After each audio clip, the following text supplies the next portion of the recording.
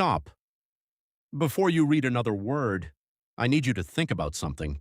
Right now, somewhere in the world, a man worth $4 billion is sitting in a private box, watching 22 men kick a ball around a grass field, and he is genuinely terrified, not of losing the game, of losing the money. Because what nobody tells you about owning a football club is that winning and losing on the pitch has almost nothing to do with winning and losing financially. The two realities exist in completely separate universes, and the gap between them has bankrupted legends, destroyed empires, humiliated billionaires, and created some of the most unexpected fortunes in the history of sport. Today, we are pulling back the curtain on the real economics of owning a football club, and I promise you this. By the end of this video, you will never watch a football match the same way again. Let's start with the story. In 2003, a Russian billionaire walked into Stamford Bridge in London. He had made his fortune in oil. He had yachts, mansions, private jets. He had everything money could buy. And then he bought Chelsea Football Club. The price? £140 million.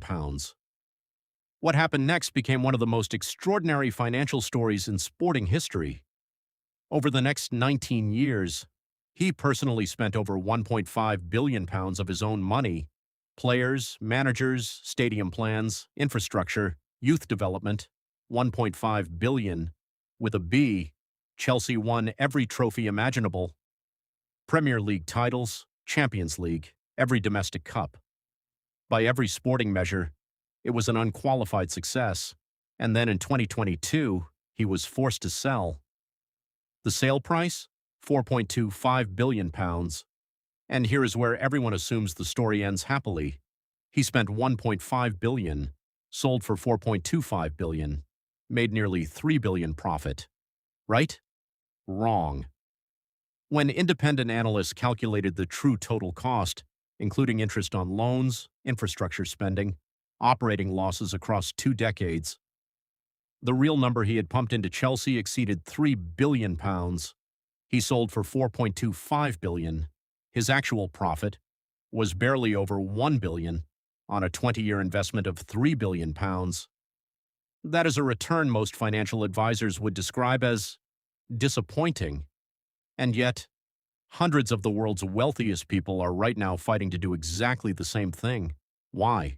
What are they seeing that the numbers don't show? Stay with me, because the answer to that question is the most important thing we will tell you today. First, let's understand what you are actually buying when someone purchases a football club. They are not simply buying a sports team. They are buying something that has no real equivalent anywhere else in the world of business. Think about the most loyal customers any company has ever had. Apple fans who queue for 3 days to buy a new phone. Starbucks customers who visit every single morning without fail. Loyal, consistent, valuable. Now imagine something more powerful than that. Imagine a customer who has supported your brand since before they could walk, who learned to love your brand from their parents, who learned it from their parents, who learned it from their parents. 3, 4, 5 generations of unbreakable loyalty. A customer who will still buy your product even when the product is genuinely terrible, even when the team loses every game for 3 years, even when the tickets get more expensive, even when the star players leave, they stay. They always stay. Because leaving isn't really an option. You don't choose a football club the way you choose a phone or a coffee shop. It chooses you. And that kind of loyalty doesn't have a price in any business textbook on earth. But before we talk about the extraordinary upside of owning a club, we need to talk about the thing that destroys most owners before they ever get there. The spending. Because nothing, and I mean nothing in the entire world of business, prepares you for what it actually costs to run a top football club. Let's start with the number that stops everyone cold. Player wages at the elite clubs in Europe's top divisions. The wage bill doesn't just consume a large portion of revenue, it consumes everything. Between 60 and 80% of total club revenue disappears into player wages before a single other bill is paid. Let that sink in for a moment. You generate £100 million in revenue, 60 to 80 million of it is already gone before the stadium lights are turned on, before the kit is washed, before a single scout is paid, before the manager gets his salary. 60 to 80 million pounds gone in wages to players. And here is the part that makes experienced financial minds genuinely uncomfortable. Those wages are guaranteed, whether the player performs or not, whether he gets injured or not, whether the team wins or not, whether the club makes money or not. The contract exists, the wage is owed. End of discussion. A single elite player in today's market might earn £300,000 per week, not per month, per week, 52 weeks a year, whether he plays, whether he's fit, whether he's even on the squad. £15.6 million per year, per player. And elite clubs don't carry one player at that level. They carry squads of 25, with the top 8 or 10 all earning extraordinary salaries. Do the mathematics. The numbers become almost incomprehensible before you've paid for anything else. But wages, as extraordinary as they are not the number that keeps football club owners awake at 3 a.m. Transfer fees are. When a club wants to sign a player from another club, they must first agree a fee with the selling club, a transfer fee, and in the last 20 years, those fees have spiraled into numbers that belong in science fiction. In 2001, the world record transfer fee was £46 million. It felt like madness at the time. People wrote newspaper columns about how football had lost its mind. Fast forward to today. The world record stands at over €220 million. For one player, one human being, who is 25 years old, who has 2 knee surgeries in his history, who might get injured in his first training session, who might simply not perform at the level expected. And that €220 million fee is just the beginning of the real cost. Add agent fees, sometimes 10 to 15% of the transfer fee, add signing bonuses, add image rights payments, add performance bonuses, add annual wages for the duration of the contract. The true all-in cost of signing one elite player can genuinely exceed $500 million. $500 million for one person who plays football. And here is the detail that will make you stop and stare at the ceiling tonight. If that player gets injured on his second day of training, you still owe every single penny of his contract. There is no refund, no return policy, no performance guarantee. You simply pay and pray. Now, here is where the story takes its first unexpected turn. Because I just described a financial system that sounds completely insane. Uncontrollable wages, astronomical transfer fees, 0 performance guarantees. Any rational investor hearing this would walk away immediately. And yet, the valuations of top football clubs have increased by between 300 and 1,000% in the last 20 years. How is that possible? How can a business with uncontrollable costs and unpredictable revenues be worth more today than it has ever been in history? The answer is one word: broadcasting, and it changed everything. In 1992, a group of English football clubs made a decision that would permanently alter the economics of world sport. They broke away from the Football League, they formed the Premier League, and they sold the television rights to Sky Sports. The first deal was worth £304 million over 5 years. People thought it was extraordinary at the time. That was the beginning. The most recent Premier League broadcasting deal is worth approximately £10 billion over 4 years. £10 billion for the right to show football matches on television, and that money gets distributed to every single club in the Premier League. Even the club that finishes 20th, even the club that loses every home game, even the club that gets relegated on the final day of the season. Every Premier League club receives a base payment exceeding £100 million simply for existing in the division. £100 million before selling a single ticket, before signing a single sponsor, before winning a single game, just for being in the Premier League. This single fact explains something that confuses most casual football fans. Why is promotion to the Premier League worth so much? Why do championship clubs spend money they don't have trying to get promoted? because the difference between being in the Premier League and being one division below is worth over £150 million per year. One division, £150 million, and the difference between staying in the Premier League and being relegated is the financial cliff edge that has pushed dozens of clubs into administration, bankruptcy, and oblivion. But broadcasting is only one piece of the revenue puzzle. Let's talk about the revenue streams that most fans never think about. Matchday income is the most visible. 60,000 fans paying for tickets, food, drinks, programs, and parking. A sold-out Premier League stadium on a big match day can generate several £1,000,000. Sounds impressive. Until you realize that for the truly elite clubs, matchday income represents less than 20% of total revenue, because the stadium holds 60,000 people, but the global fan base holds 400 million, and those 400 million people can't come to the ground, but they can buy the shirt, the boot deal, the official coffee, the branded credit card, the video game, the streaming subscription, the signed photograph. This is commercial revenue, and it has transformed football club economics entirely. Manchester United's shirt sponsorship with TeamViewer was worth around £47 million per year. Their Adidas kit deal is reportedly worth around £75 million annually. Their stadium, Old Trafford, has never had a naming rights sponsor. Industry insiders estimate the deal alone could be worth £300 million or more if they chose to activate it. $300 million for a name on a building. Real Madrid's deal with Emirates for the Bernabeu naming rights is reportedly worth over €300 million for 25 years. But here's the commercial revenue story that barely anyone talks about: the global licensing machine. When a club sells the rights to use its badge, its colors, its history on products across Asia, North America, the Middle East, and beyond, the numbers become staggering. Manchester United reportedly has over 1 billion fans worldwide. 1 billion people who will pay a premium for anything associated with that red shirt and that badge. 1 billion. That is not a sports fan base. That is a consumer empire disguised as a football club.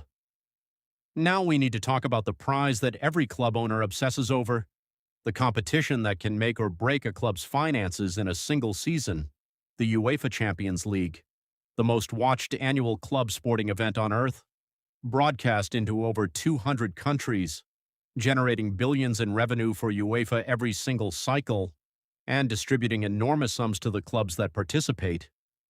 Simply qualifying for the Champions League group stage delivers tens of millions of euros directly to a club's bank account. Before a ball is kicked, winning a group stage game, more money; progressing to the knockout rounds, more money; reaching the final, tens of millions more; winning it. A club that wins the Champions League in a single season can generate revenues approaching 400 to 500 million euros in one season. Now consider what that means for league position. In the Premier League, the difference between finishing fourth and finishing fifth is the difference between Champions League football and Europa League football. One position could mean the difference of 40, 50, 60 million pounds, which affects the quality of players you can sign, which affects your results the following season, which affects your league position the following season, which affects whether you're in the Champions League again. One moment, one referee decision, one injury to one player in one match in March can set off a chain reaction that affects a club's financial trajectory for 5 years. This is why football economics feels less like business and more like chaos theory. And chaos theory brings us to the subject nobody in football wants to discuss publicly: debt, the dirty secret sitting beneath the beautiful game. Let's name some numbers that will make you uncomfortable. Manchester United, one of the most commercially successful clubs on earth, has carried debt exceeding £1 billion for years. Barcelona, the club of Messi, Cruyff, and a century of greatness, reported total debt of over €1.3 billion. Real Madrid, Inter Milan, Juventus, club after club, billions in debt. yet continuing to spend hundreds of millions on players every single summer. How? How does a business £1 billion in debt continue operating as if money is no object? Because football clubs have discovered something unique, banks will lend them money at rates unavailable to almost any other type of business. Why? Because football clubs rarely actually die. They may go into administration, they may be sold for a pound, but the club, the badge, the fan base, the history, almost always survives. A bank that lends money to a restaurant knows that restaurant could close tomorrow and the brand disappears completely.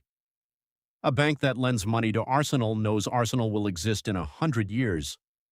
The brand is effectively immortal, and immortal brands are the best possible collateral. But here is where football economics delivers its most shocking surprise. The clubs losing the most money on paper are sometimes the most attractive acquisition targets, because sophisticated investors don't look at a football club the way an accountant looks at a balance sheet. They look at it the way a technology investor looks at a platform, and when you view a football club as a platform, everything changes. A platform with 1 billion users would be worth hundreds of billions of dollars in Silicon Valley. Manchester United has over 1 billion followers and fans across the world, but it trades at a fraction of what a tech platform with equivalent reach would command. This gap between football club valuations and tech platform valuations is what American investors saw when they started buying Premier League clubs. The Glazer family at Manchester United, Stan Kroenke at Arsenal, Fenway Sports Group at Liverpool. They weren't buying football clubs, they were buying undervalued global media platforms with generational loyalty built in that no amount of marketing budget could ever manufacture. And now the model is evolving even further: multi-club ownership, one investor, multiple clubs, across multiple countries. Red Bull owns clubs in Germany, Austria, America, and Brazil. City Football Group owns clubs in England, America, Spain, France, Australia, Japan, and beyond. Why? Because owning multiple clubs creates something no single club can build alone: a global talent pipeline. A young player discovered in South America joins a City Football Group club in Uruguay.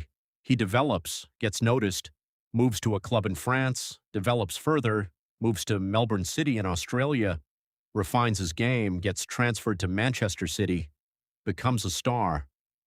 The entire journey happening within one ownership structure. Every transfer fee stays within the group. Every development cost benefits the group.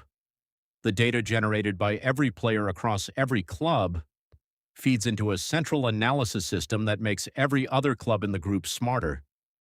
This is not football anymore. This is a vertically integrated global talent corporation disguised as a collection of football clubs, and it is the future of the entire sport.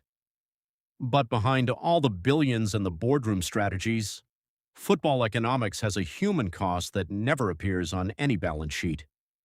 The clubs that got it wrong: Portsmouth, champions of England in 1949, entered administration in 2010 with debts of £119 million, dropped 4 divisions. Glasgow Rangers, one of the most decorated clubs in Scottish history, liquidated in 2012, reformed and started again from the 4th tier. Bury Football Club, founded in 1885, expelled from the English Football League in 2019 after 134 years. Gone. These weren't small decisions by incompetent people. These were systemic failures. Wage bills that grew faster than revenues, transfer gambles that didn't pay off, owners who confused passion with strategy, and thousands of supporters who lost the club their grandparents had taken them to as children. That is the real human cost of football economics when it goes wrong.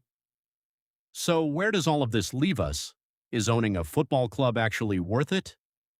Here is the most honest answer possible. It depends entirely on what you think you are buying. If you are buying a football club to make traditional business profits, walk away.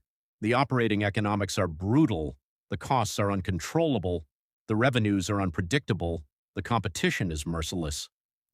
Most clubs most years lose money at an operational level. But if you understand that a football club is not a business in the traditional sense, if you understand that you are buying a global media platform with generational loyalty embedded into the DNA of millions of people, if you understand that the valuation of these clubs has increased by hundreds of percent over the last 2 decades and shows no sign of slowing, if you understand that football is no longer just sport but geopolitics, entertainment, technology, and fashion simultaneously, then owning a football club isn't just worth it. It might be the single most powerful asset class that exists in the world today. The billionaires aren't buying football clubs despite the losses. They are buying them because of what sits on the other side of those losses. Something that no amount of money can manufacture from scratch. Something that Silicon Valley has spent trillions trying to create and still hasn't managed. Real, unconditional, generational, human, love.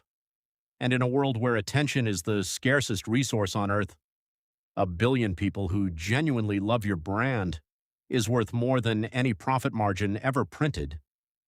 If this breakdown changed how you see football and how you think about money, subscribe to Owner's Economics right now. Every single week we go inside the real economics of the world's most fascinating industries. No motivation speeches, no surface-level content, just the real numbers, the real business models, the brutal truths that the people actually inside these industries already know. And next week, we are going inside the economics of owning a Formula One team, the most technologically complex, the most expensive, the most ruthlessly competitive sport ever created. 2 cars, 2 drivers, and a budget that can exceed $500 million per year for 2 cars. We are going to show you exactly where that money goes, who actually makes money, who is quietly bleeding out, and the one rule that separates the teams that survive from the ones that disappear forever. Subscribe now, set the notification bell, because this one you will not want to miss.